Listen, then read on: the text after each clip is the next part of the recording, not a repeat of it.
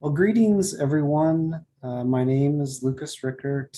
I'm a faculty member in the UW School of Pharmacy. I'm also the historical director of the American Institute of the History of Pharmacy. And just before we get started, I wanted to just say that this meeting is being recorded and it's going to be made available for others in the future who are interested in this topic. So just bear that in mind, that we'd ask you politely to keep your audio muted. And as you've probably heard many times, we're going to have a Q&A session at the end, and you can use the chat feature to ask a question, or you can use that hand and raise your hand, and then either Dr. Fotiou or I will ask you to unmute yourself and ask your question. So this is the final talk in the Psychedelic Speakers series, and I just want to acknowledge our partners who provided valuable support. The first sponsor for this psychedelic series is the UW Transdisciplinary Center for Research in Psychoactive Substances, which was established just last year. This talk was also brought to you by and sponsored by the Robert F. and Jeannie Holtz Center for Science and Technology Studies. And finally, the last sponsor I want to acknowledge is the American Institute of the History of Pharmacy. Our speaker today is Dr. Evgenia Fotiou, who is a cultural anthropologist researching indigenous knowledge systems, which often encompass religious and medical knowledge. And more specifically, she explores how these systems can be appropriated and reimagined as they are globalized. She has a PhD in cultural anthropology and Latin American studies from the University of Wisconsin-Madison, where she completed her doctoral research on Amazonian shamanism in Peru, and then its transformation through globalization and the formation of transnational tourist networks. So she's currently writing a book on Amazonian sorcery in the context of shamanic tourism, which I'm very much looking forward to seeing it print in the future. And I'll say just a couple more things, that Dr. Fotiou is an expert in medical anthropology, anthropology of religion, shamanism, Amazonian cultures, and gender. And she's taught courses on all of these subjects I've just mentioned. The title of her talk, which I'm greatly looking forward to, is called Indigenous Knowledges and Psychedelic Science.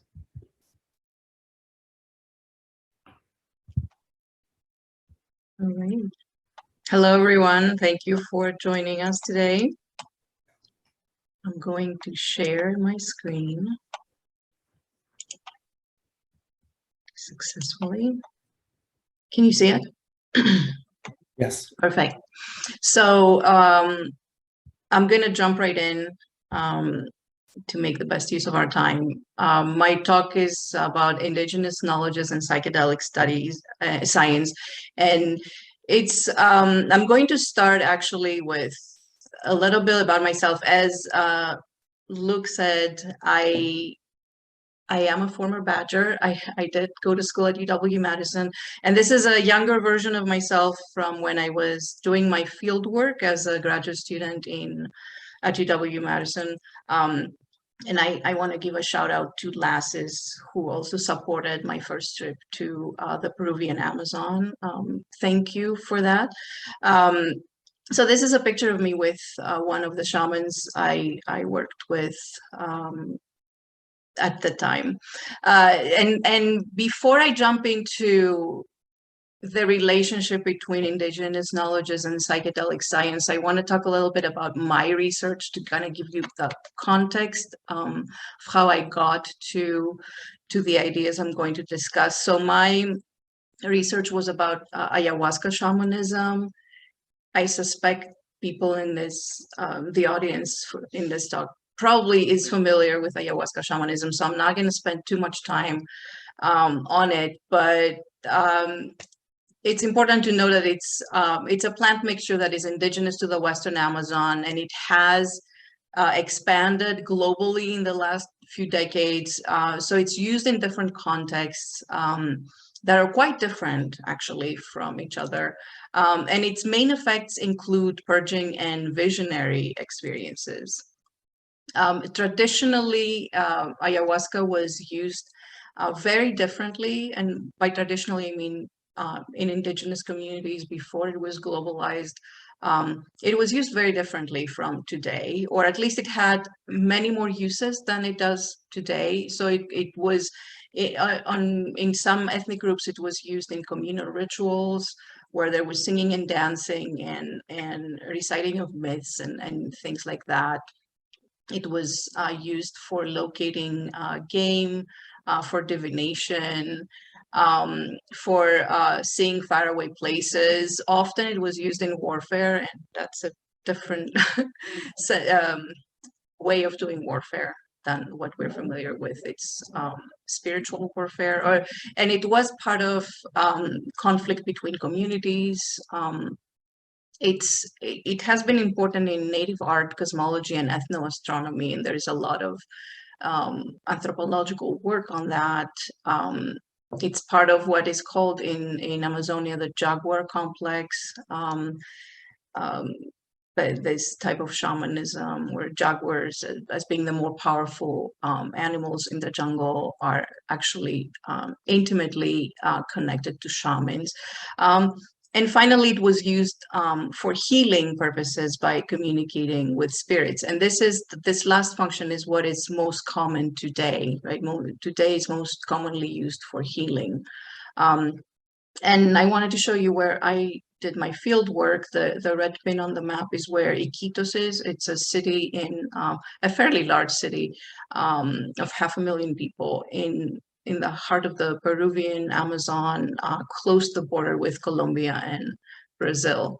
And what I studied was the relationship between Westerners and the local shamanism. And I call this shamanic tourism, which has, it was initially part of ecotourism in the 90s when it started. And I call this tourism because people travel to participate in ayahuasca ceremonies in Peru. It's different from drug tourism. I'm not going to go into that, but I do like to make that distinction.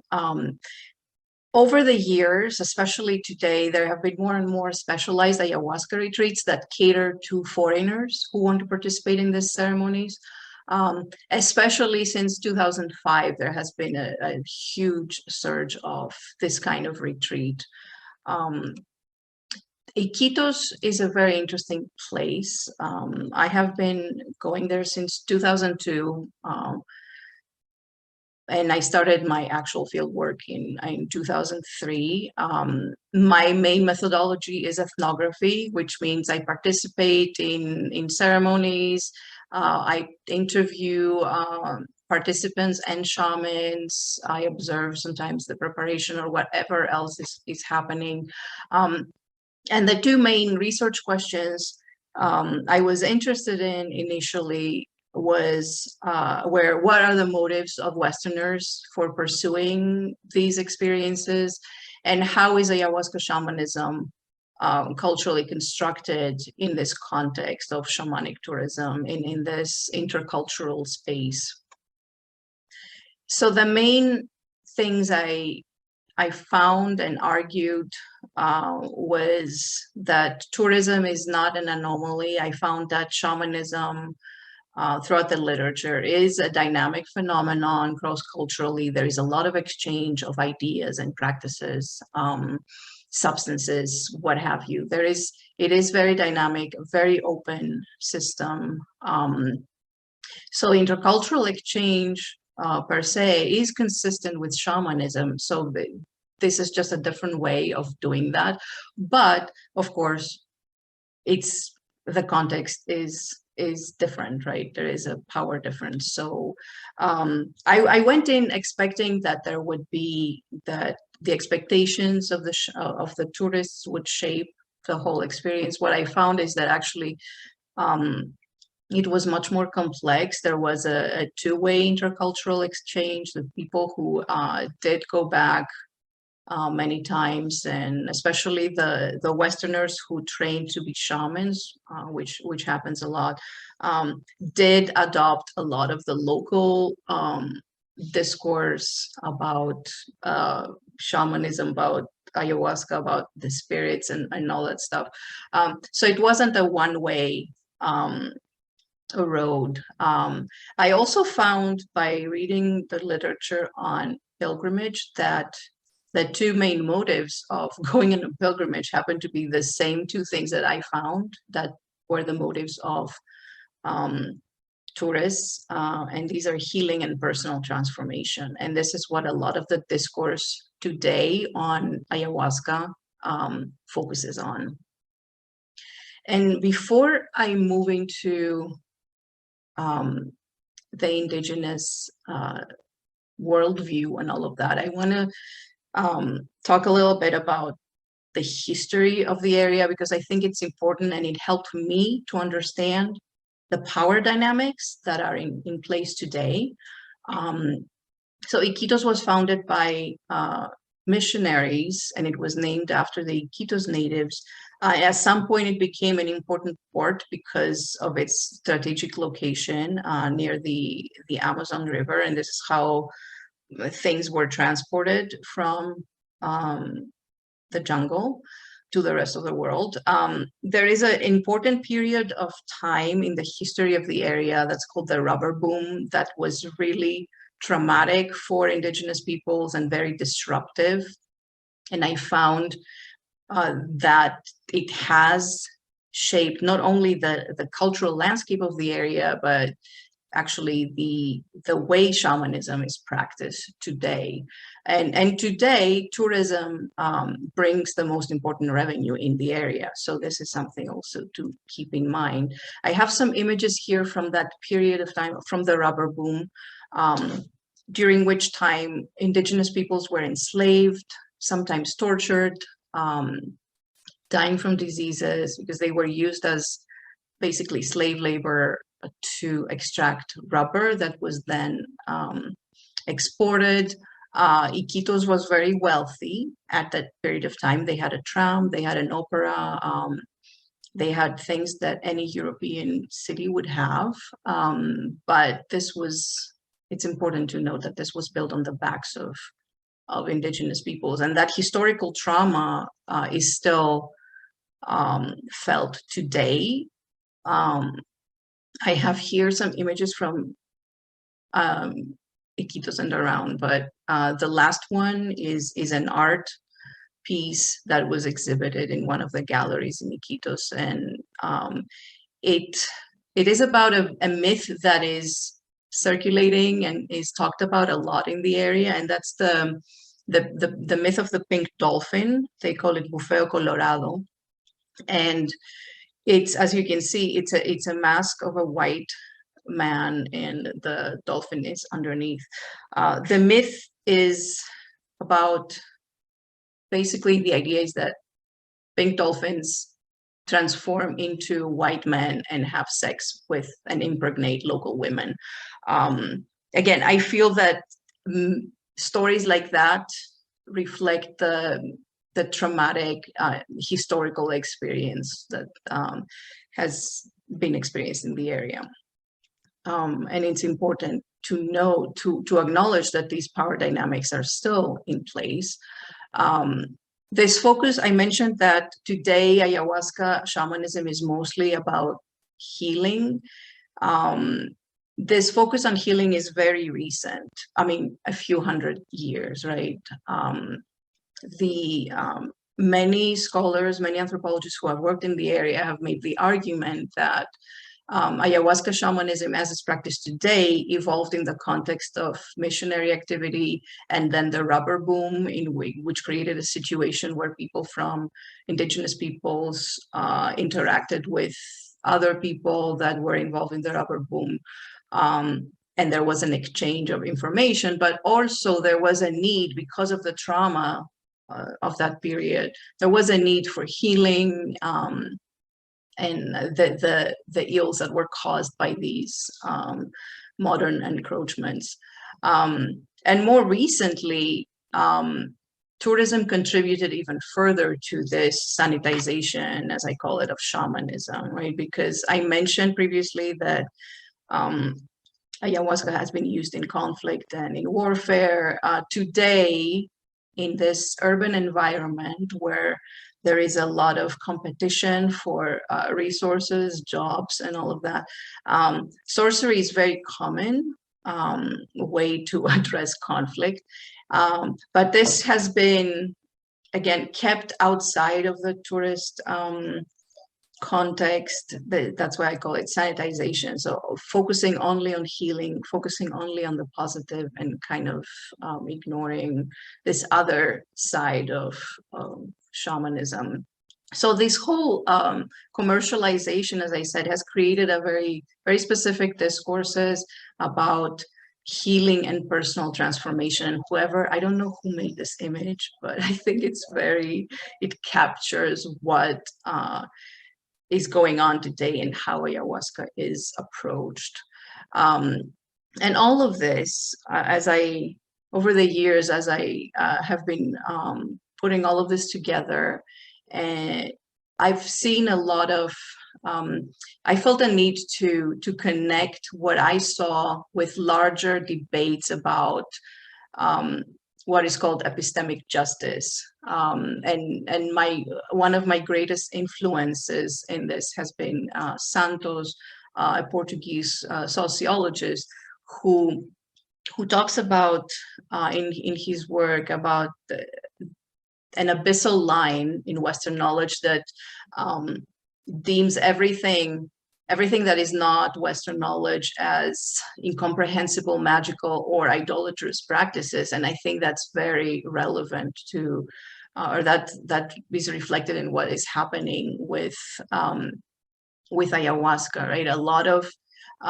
what we usually do is we take substances that have been used by indigenous peoples, but we don't take the whole worldview and the system that comes with it necessarily. And we kind of dismiss a lot of those things as beliefs that are, irrational beliefs, right?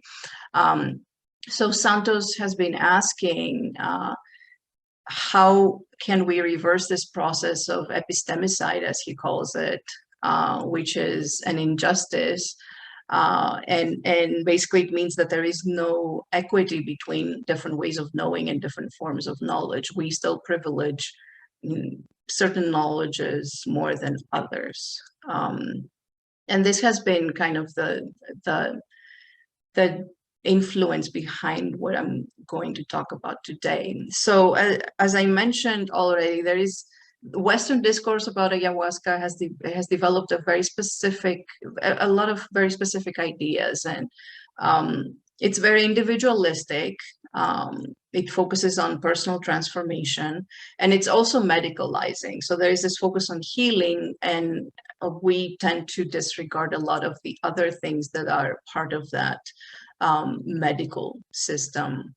There's also a lot of stereotypes about indigenous peoples. The ecological noble savage stereotype is very pervasive. We tend to think of indigenous peoples as ahistorical, more spiritual, and more wise. And there is a tendency to look at indigenous traditions as holding the answers to all of our problems, which is a little simplistic if you think about the reality of that indigenous peoples live in today, right? They are certainly not ahistorical and isolated, or not participating in in global events. In fact, in recent years, there is, I guess, part of this conversation of decolonizing psychedelic science. You see a lot of indigenous peoples being invited at conferences and given an opportunity to share. But if you've had the opportunity to witness such an event, there is a disconnect. The audience wants to hear about the spiritual side of ayahuasca and how attuned these people are to nature and the spirit world and all of that. And when they pick up the microphone, 90% of the time, if not more, they will talk about what's important to them, which is usually very practical matters like land demarcations and language preservation and, you know, culture loss and, you know, the well-being of their communities, right? So I like to remind people that indigenous peoples are not stereotypes. They're people who are embedded in these larger struggles that shape their lives, right? And they're resisting and they're trying to navigate themselves. And as an example, this is a language school in the Peruvian Amazon that trains indigenous teachers that will go back to their communities and teach the indigenous languages to the children. Like, as I mentioned, language preservation is very important. But at the same time, what I saw is that there is also a need, an attempt to regain dignity, which for a long time they were denied through racism, being told that indigenous is inferior. And I have here a piece of paper that was part of an activity that they did at that school. And it says, do not be offended when someone calls you indigenous. So there's definitely that sense of that need to regain dignity and revalorize indigenous knowledge systems, which, you know, where we have a great opportunity to do now, right? However, what I see most of the time happening, right, is the scientific approach tends to approach these substances in very specific ways. There is a tendency to use standardized extracts to make things more consistent. And the typical clinical studies that are done to determine safety and the benefits of psychedelics is usually the double-blind placebo-controlled studies, which are great for establishing some things, but that's only part of this the picture, and it doesn't leave a lot of room on how to include indigenous ways of knowing. And all of these things are influenced, of course, they're Western constructs. The notion of, for example, that there is a specific treatment for each disease, that for specific diseases, is very unique to biomedicine. This is not how indigenous healing systems work, and I'm going to talk more about that. And then there's a lot of discussion in the literature about efficacy and the placebo effect. How do we measure efficacy?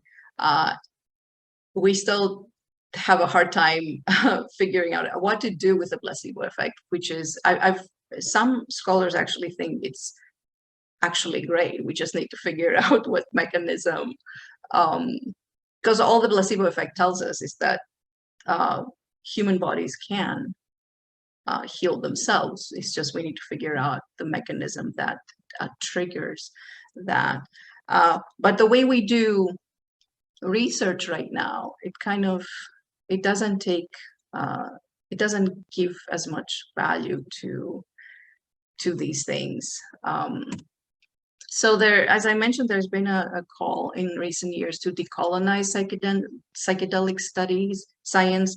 And the starting point is, for me as a medical anthropologist, right, I should point out that I come from this perspective.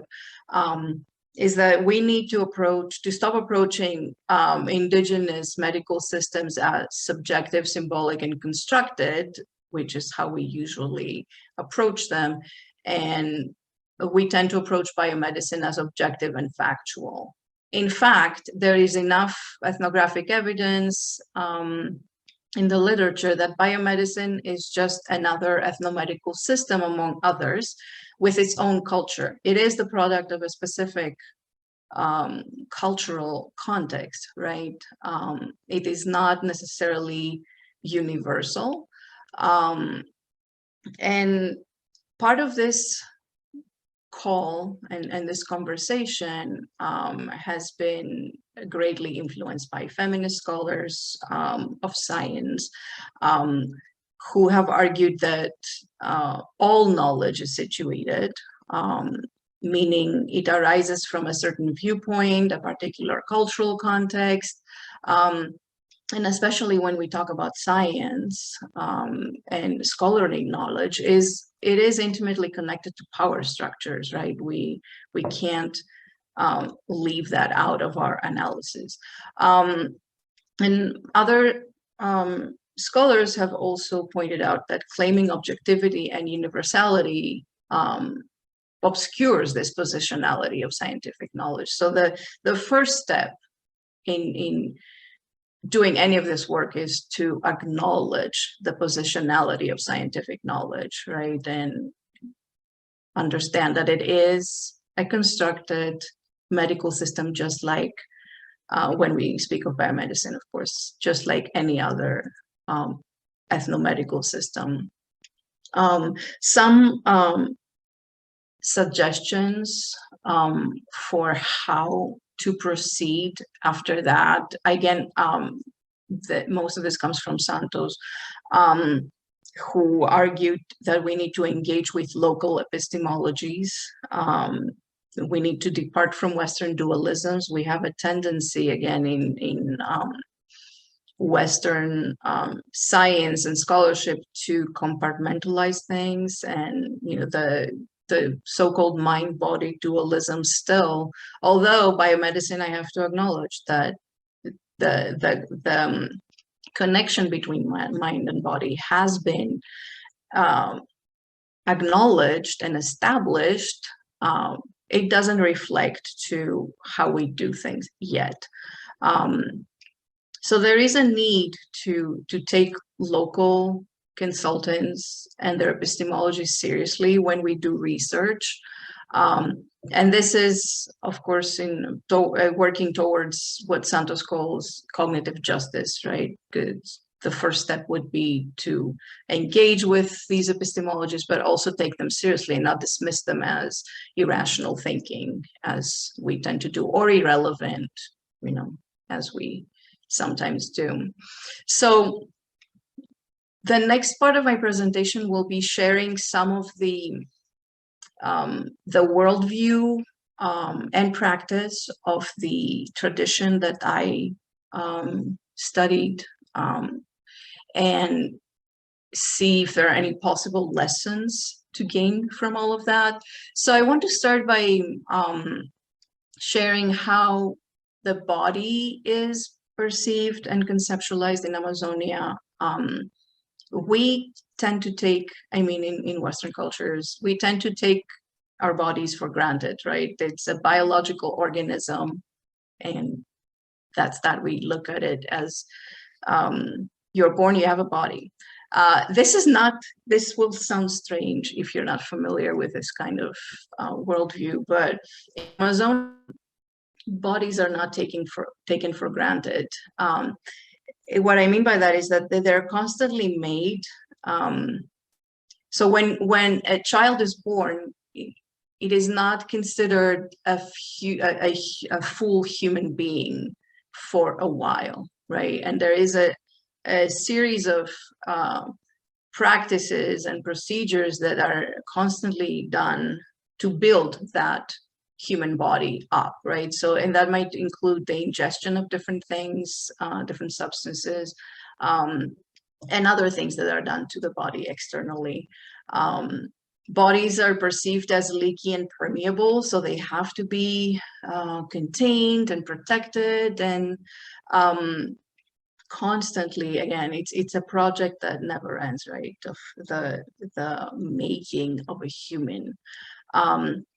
It's interesting also how learning is approached. Learning comes from, and that's not just for shamans, actually. Learning comes through ingesting herbal medicines or different remedies, and usually that comes with goes hand in hand with a strict regime of fasting and other prohibitions, often sexual prohibitions, while you're taking the plants. And this is especially true for the shamanic apprenticeship, but is used in other ways. For example, in one of the ethnic groups that I forgot to put down here, to obtain spearfishing ability, one must tie strips of the bark of a tree around their forearm, which leaves lasting scars. Of course, they still practice, right, spearfishing, but part of that training includes that bodily kind of modification through the tree bark. Shamans, their training is primarily ingesting different things, different plants that are not always psychedelic, I should emphasize. And the idea is, as the Scola said, to change the ecology of the physical system of the shaman. So again, there is a lot of focus on making, again, the shaman, making the body of the shaman. And again, there is a lot of discipline involved. They have a lot of plants that cause purging, a surprising amount of plants that cause purging. And they follow a strict diet during their training and sometimes throughout their lives. And there is, again, this focus on keeping the body clean. All of these ideas are practices, I should say, are connected with this cultural ideology or worldview that has been called Perspectivism in Amazonianist literature. Perspectivism, again, is kind of tough for Westerners to truly grasp, especially in such a short time. But the main idea is that all beings in these cultures are considered to have a soul. This is not disputed, right? And by all beings, I mean humans, cats, dogs, trees, anything living, sometimes even rocks, are considered to have a soul. What distinguishes humans from other beings is their body. So it's the body that is a marker of difference. That's why there is all this emphasis on fabricating the body through different substances and techniques, because it takes work to build a human body versus, I don't know, a capybara body. So again, this comes with a whole cultural ideology behind it, which I think is important to understand. Another thing that was really prominent in my research was the way healing was conceptualized. Illness is believed to have all of these dimensions, any illness, right? The physical, the psychological, and the spiritual. So any treatment of illness needs to address all of these three. Right? That's pretty common. It's not like when you go to a shaman, you will not get a prescription just for a substance where, take these plants, right? There is often a lot of other interventions that are being used to address all these other dimensions. So it's a more holistic, if you like, way of approaching healing. A practice that is very common in the area, even today, is what they call Vietas. And traditionally, they were part of the shamanic apprenticeship, during which the shamans would do what I mentioned earlier. They would take plants. More often than not, they're not psychedelic plants. So they ingest these plants and they follow a very strict diet, and they learn directly from the plants. And that has two meanings in my experience with these guys. They learn by observing the effects of the plants on their body. So it's a very empiricist approach. So there is some common ground with science, because the way they work is they try different things and they see what works and what doesn't, and they experiment. But they use their body to do that, right? But the other way they learn from plants is, as I said, all beings are thought to have a spirit or a soul, and when they are in the state of isolation and a strict diet, they open up in ways that they communicate directly with the spirits of the plants. Of course, that doesn't always take the form that Westerners expect, right? But there is definitely that empiricist approach, but quite different from what we consider empiricist. So this was also a way that shamans learned how to use the plants for healing, but they also learned how to use them for sorcery, whether that's to attack someone or to protect or heal someone from sorcery. So this is how knowledge is transmitted. Today, this type of dieta is part of ayahuasca retreats. So a lot of Westerners who will not necessarily be shamans, they do these dietas, which is very interesting. This hasn't been studied much. I haven't seen a lot of work coming out about this, about how the typical Westerner experiences these dietas. I think would be fascinating to see. And as an example, right, there is this tree called Ayam in Peru, and I have the scientific name here if you want to look it up. Ayam is its spirit is perceived to be a giant, a headless giant, and is very protective. I think it's also called cannonball tree because of this. It has this big balls, big fruit that is almost the size of a cannonball. It's very it has a very strong fragrance, the fruit, when you open it up.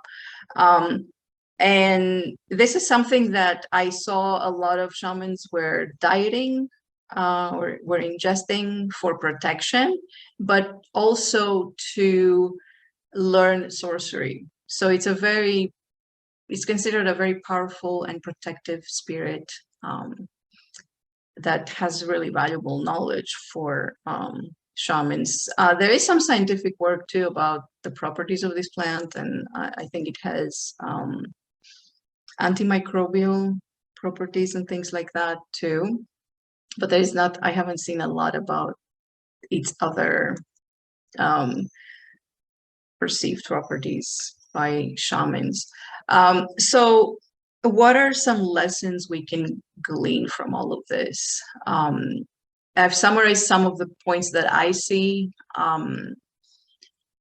First, that this separation between physical, emotional, and spiritual is largely absent in Indigenous knowledge systems, and I've seen that in my own research and then in the literature from other cultures as well. So it's important to think about these things more holistically. I also saw that the Western dualisms that are very common in Western epistemologies are usually non-existent in Indigenous systems. And it's not that there are no opposing forces, right? I mean, there is light and dark and things like that. There are concepts like that, but they're not conceptualized in opposition. Usually they're conceptualized as being complementary, which is I think, a really interesting way to look at many things, right? The complementarity aspect. I've also seen that there is an ethic of reciprocity and relationality between humans and nature, or spirits, or what we call other than human persons, which is more inclusive. It includes spirits and animals and what we in Western cultures call nature. So there is that that reciprocity always informing all of these practices, right? You are in a relationship with the plants you work with when you train in this tradition, right? And what does that mean? Do we even do that in scientific research? I mentioned this before, right? It's important to acknowledge that there is indigenous knowledge systems also depend on an empiricist deductive approach as much as science. So I think once we understand that, once we realize that, I think we're one step closer to approaching them as equal partners in research. So I mentioned healing a lot, right? And I think that's where a lot of psychedelic science today is focused on healing, therapeutic applications of psychedelic plants and substances. So I thought it's important to summarize some of the things that I have seen. And the question I had in mind was, how does healing happen, right? Because what I saw in the field is that it's much more complicated than giving one substance for a specific ailment, which I have to admit, at the beginning of my fieldwork, I found it's really frustrating when I was asking a shaman, so what do you use for a cold? And they told me a plant. And then what do you use for this? And they kept telling me the same handful of plants were used for multiple things. And I was really frustrated, coming from the Western framework of, specific substance for specific disease, right? So we need to approach things more holistically, because what I found is that there is many factors involved in healing, right? It's not just an issue of finding the right substance, which a lot of our research tends to focus on.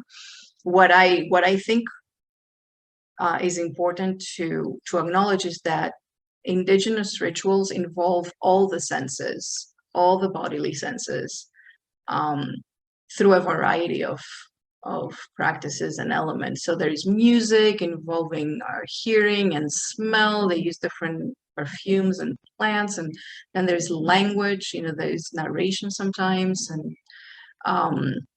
touch. So all of the senses are involved in the healing. These are not just, the music is not just background music, and the smell is just, it's nice, but I feel that we need to look more into, okay, why does engaging all of the senses, why is it important in healing, right? What does it do? The other thing that's really important in indigenous healing rituals is that they're usually communal rituals where the community comes together to heal an individual. And if you think about it, it's a very radical idea that the whole community comes to support this one individual to heal. But it's also about healing relationships. As I said, it's not just healing a physical ailment. Usually there is that focus on community and relationality. And again, even if you look at Native American ceremonies as well, you will find similar themes, that there is this ethic of reciprocity and maintaining balance of interrelationship among humans, but also between humans and other beings. And there's also some research looking at the relationship between language or narration and healing in Native cultures, especially in North America. So again, talking and narrating also plays a role in healing. So I think all of these are things worthy of further research, which brings me to some suggestions about how to direct future research. It's important to study the context that these plants, especially when we're talking about plants that were used by indigenous peoples, it's important to look at the context in which they were used, the indigenous worldviews that are part of the system, right? Because they're not just irrational beliefs. I don't think so. I think they can hold valuable lessons for us. The other thing would be to focus on these, I call them technologies of the bodies, of the body in Amazonian shamanism.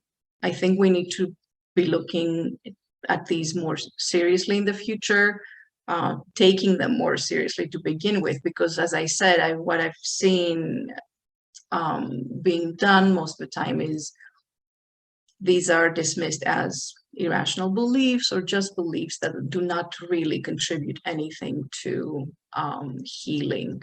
So I think we need to kind of have more of an open mind and approach them differently as what they are. And they are technologies. They're not just irrational practices. There's also something that I didn't mention before, a variety of specialists within just one tradition, right? Just within Amazonian shamanism, and that's just the contemporary shamanism. There are different specializations, right? There's the people who specialize in ayahuasca, but then you have people who specialize in tobacco as their main substance, or tree barks. And there's so much knowledge specialization and so much richness that we have barely scratched the surface, because we usually focus on these big psychedelic agents like ayahuasca, because it causes the intense visions and all of that. The experience is much more impactful, but there is so much knowledge within that tradition, right? Because nobody just does ayahuasca ceremonies, right? There is all this knowledge on alongside all these plants that are used alongside ayahuasca, and which is the context of the tradition that I don't feel we have paid enough attention to. To do all of this, of course, it's important to collaborate, interdisciplinary. There needs to be more collaboration and dialogue, and real integration of indigenous ways of knowing with Western science. And that would mean, first of all, honoring experiential modes of learning through the body.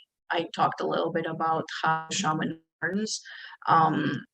This is a very different way of learning, right?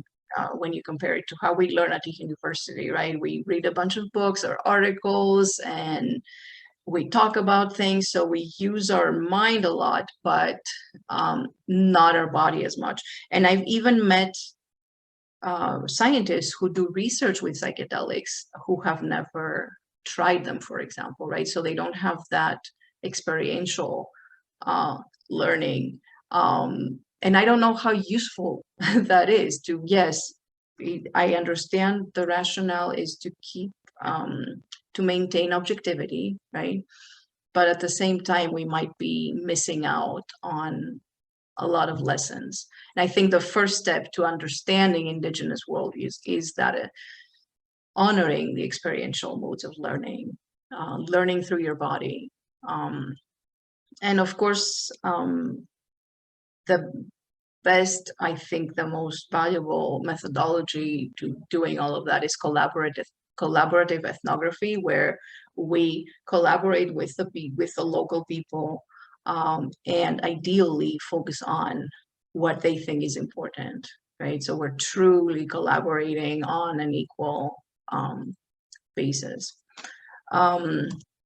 So some final thoughts before we open this up for discussion is that I feel that it's before we do anything else, it's important to reevaluate our frameworks and methodologies to allow the space, to create the space for multiple perspectives to contribute to our research. So that will take some, again, changing our mental models. And this is important for two reasons. And again, this is from Santos. The first reason is political, right? It is the right thing to do, right? It will disrupt the legacies of colonialism and the oppression of indigenous peoples. It will change the way we do things and make it more, get us closer to cognitive justice. But besides that, I think there is a lot to be learned, right? It will help us broaden our lens in important ways that maybe will enhance our future research and get us to a point where we will be able to make some breakthroughs that we can't right now with our current approaches. So these are some, I don't have many answers on how to do that, because the first step is to change our frameworks. But I have some questions that I think are good to reflect on as we, each one of us in our disciplines, as we move forward doing research. It's good to ask ourselves these questions. Do we want to perpetuate the erasure of indigenous peoples and knowledge systems, or are we ready to embrace them as equal partners? Or what can we learn about healing from indigenous rituals and other technologies they use? What about the social aspects of health and healing? What can we learn from that? And most importantly, I think we need to support, how can we support the rebuilding of indigenous communities as they heal from colonial trauma? Because a lot of these things so far, at least in the case of ayahuasca, right? It's being used to heal a lot of Western ailments, a lot of existential issues and psychological and other issues, primarily of Westerners, right? How can we help indigenous communities regain their dignity and heal, right? And finally, can we begin to describe the world using their concepts, indigenous concepts, and eventually reach what has been called cultural humility, right? Because I think that's an important concept too, that we need to approach these traditions with humility. That would be the first step. How are we doing with time? You have a couple more minutes if you want to wrap up final thoughts. I did. No, I'm good. Let's open it up for questions. Yeah, that's a great idea. Thank you so much for sharing that presentation. And yes, please, folks, if you have questions, please put them in the chat. Otherwise, just unmute yourself and ask your question.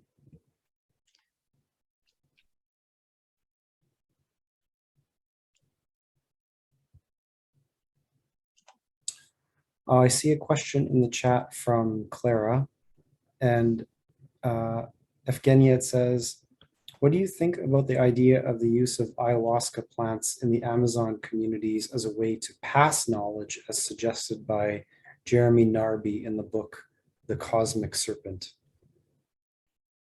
Can you clarify what you mean by past knowledge? Is it different from what I was discussing? Clara? Hello, can you hear me? Okay, thank you, Dr. Fotiou, for a wonderful presentation. This is a subject that I have a lot of interest in this subject, so I was waiting for your presentation, and yes, it was wonderful. I'm making this question because you mentioned that shamans, in their conception, they learn by eating the plants. Mm-hmm. And then in this book, the suggestion of Dr. Narby is that they also used to learn, like, between the community, these plants. So his idea is that they're able to understand the world as deep as seeing the DNA of the plants and certain things. And then they tell each other, or like they share this knowledge with each other through the use of these plants in the ceremonies. Yes. Yeah, this is very close to what I was saying. Yeah, but you're saying that it's, yeah, passed from generation to generation. That is definitely supported in the literature. That you remember the first example I mentioned of ayahuasca use was communal rituals where there was chanting and dancing. What happens in those rituals is that cultural knowledge is being passed down from generation to generation. So whether that's reciting myths that are important for the culture or other knowledge, it happens through this process of ingesting the plant and narrating and dancing. So that is definitely, I mean, that's why it's important to support indigenous communities in revitalizing these traditions, because another thing I didn't mention is that for a long time these practices were not were abandoned because of missionization, because they were told that, you know, these are superstitions. They were converted to Christianity, and, you know, they were not allowed to do these things. And now with this interest from Westerners, they realize, oh, we have something valuable. So they're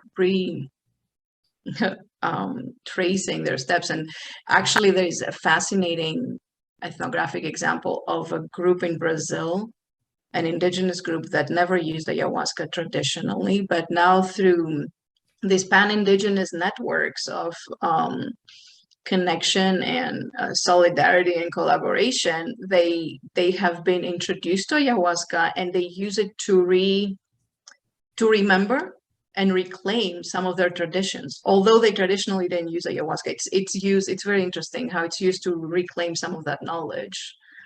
Wonderful. So, thank you. You're welcome. Anyone else?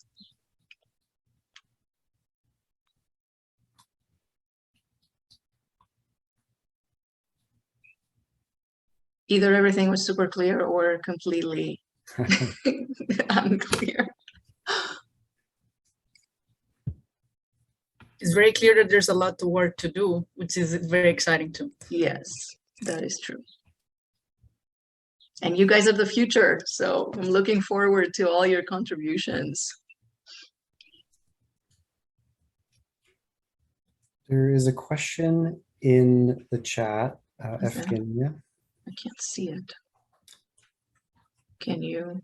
Sure, I will happily moderate. Your presentation is fascinating, is generating lots of ideas and questions. Regarding the body, we know that plants and animals are comprised of multitudes, microbes, cells, molecules, and atoms. In the cultures you study, what are their traditional beliefs about the very small and what we're made of? That is a good question. What are we made of? I don't remember right now off the top of my head if there is any. You mean at a molecular level, I'm assuming, right? I think so, yeah. I don't know.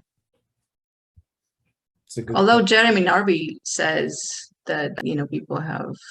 Actually, the only thing I know that may speak to that is, from my research, is that shamans are able, by ingesting ayahuasca, to travel or to see inside the body. But what are we made of? I don't know. But there's definitely ideas about being able to see at a smaller level, like what's going on, like whether there's a parasite that needs to be purged, you know, things like that. Mm-hmm. Well, I'm going to ask a question then, if you don't mind. Sure. It's kind of a two-part question, and bear with me as I sort of work through it a little bit. When you put this question up on the slide here about the erasure of indigenous peoples and knowledge systems, and are we ready to embrace them as equal partners? I guess what it got me meditating on for a second there was how that might play out in practice, and how is this actually going to take place? Because it can take place in the university setting or at the political level or within a business sector. And one thing that I want to try and understand better is how a new industry is being involved or being created, a psychedelic Mhm. industry, and the role of indigenous peoples and indigenous knowledges within that um, emerging sector. More and more Mhm. money is flowing into tourism, more and more money is flowing into smaller startup companies. And so I just wonder if you can say a little bit about, the relationship between indigenous peoples, indigenous knowledge, and sort of this growing commercial entity, psychedelic science and Mhm. psychedelic business. So there's different, I guess, levels, right?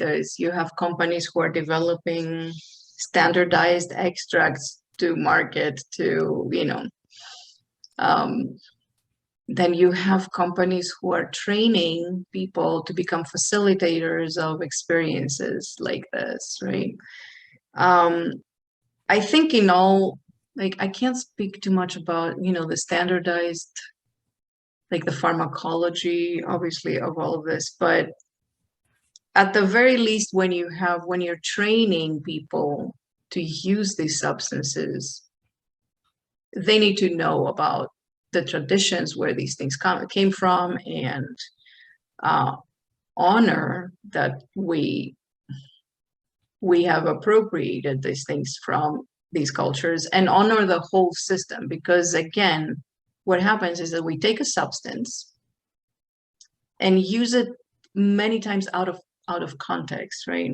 So I think it's important for anyone going into this field to learn as much as they can about the indigenous knowledge systems. And again, I emphasize that it's a whole system. It's not just the substance. You have other practices that go along with the substance, and you have a whole worldview behind it. So I think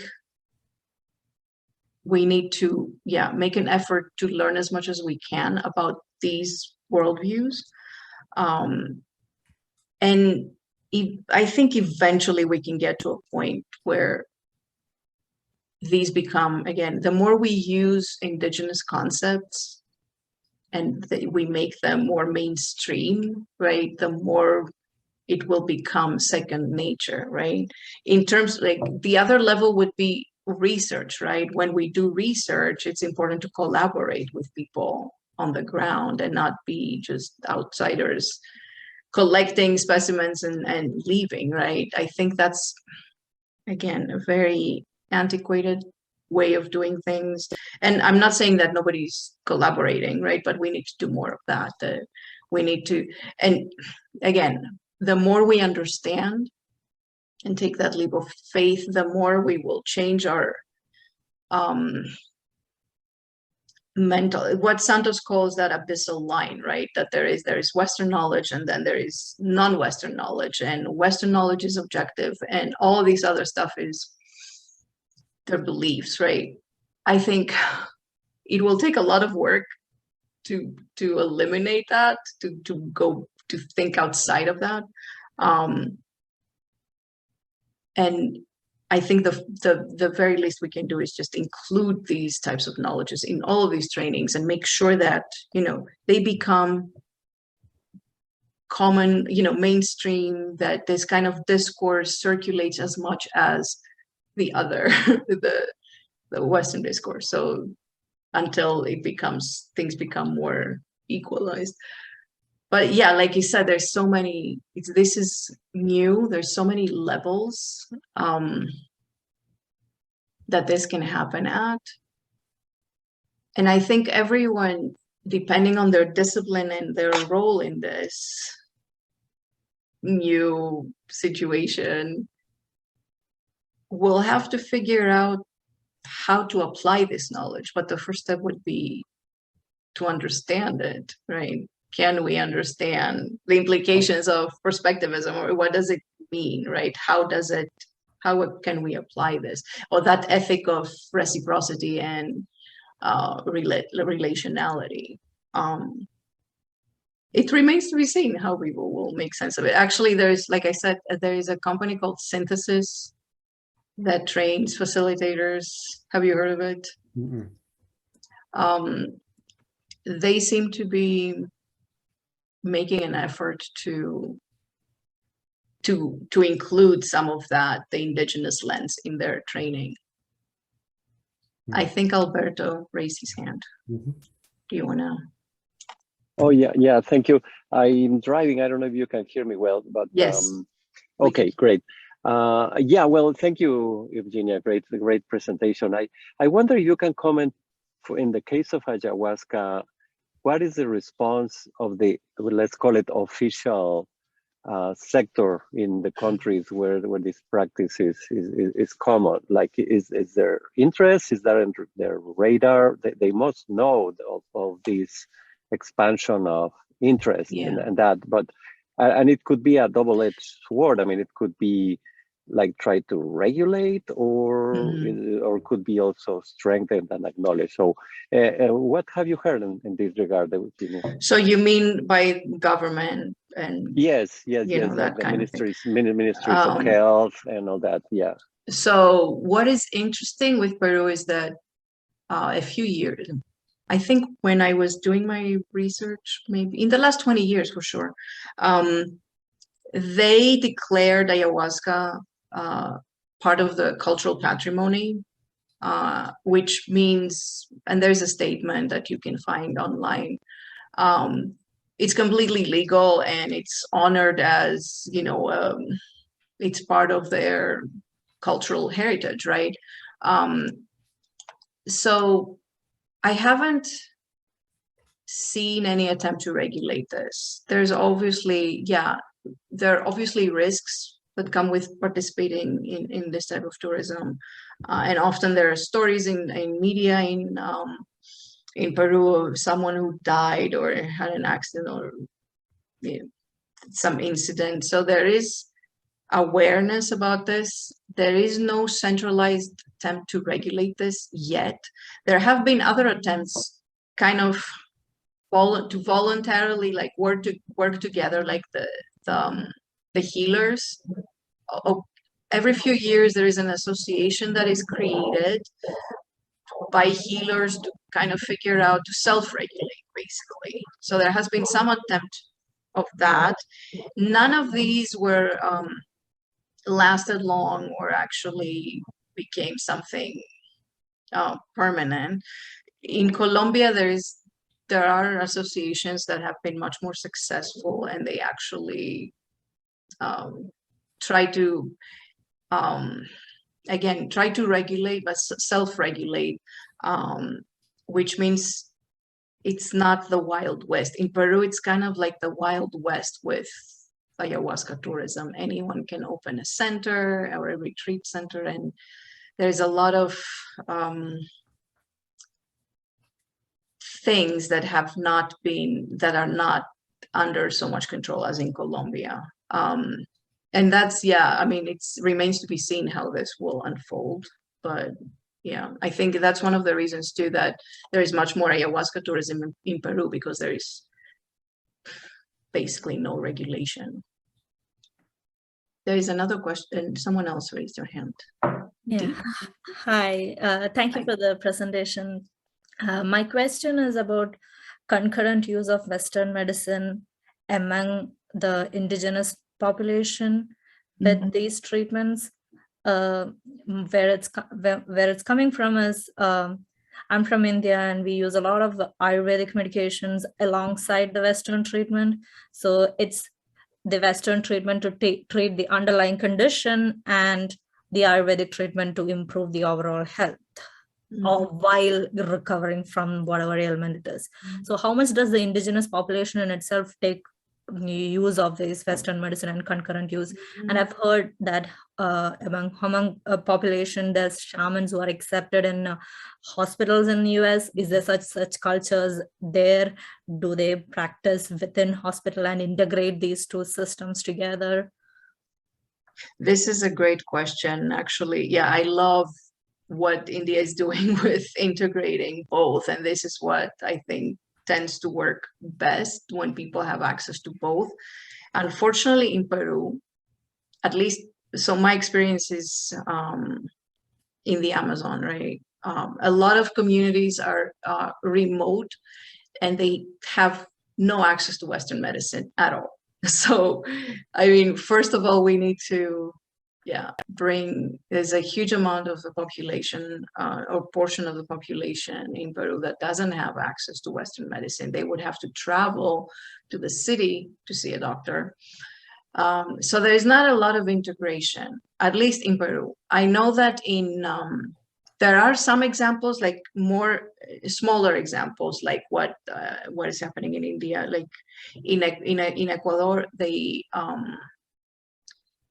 I forget the community now. It might even be Quito. I don't know, but it's a large enough city in Ecuador where they integrate traditional knowledge, especially, I know of one example of childbirth, where they integrate indigenous knowledge and indigenous practitioners in a clinic that is basically a Western clinic that combines both for the women who are not trustful of going to the hospital, to the just Western clinic, right? So there are pockets where this is happening, but I would say that unfortunately the Amazon is underserved. Okay. And a lot of these communities are, like I said, are now in the last few decades recovering their own traditions. So for a long time they were kind of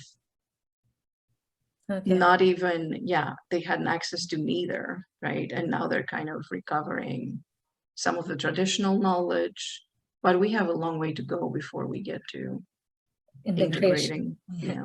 What about these newer retreats of ayahuasca and psychedelic treatments that's available?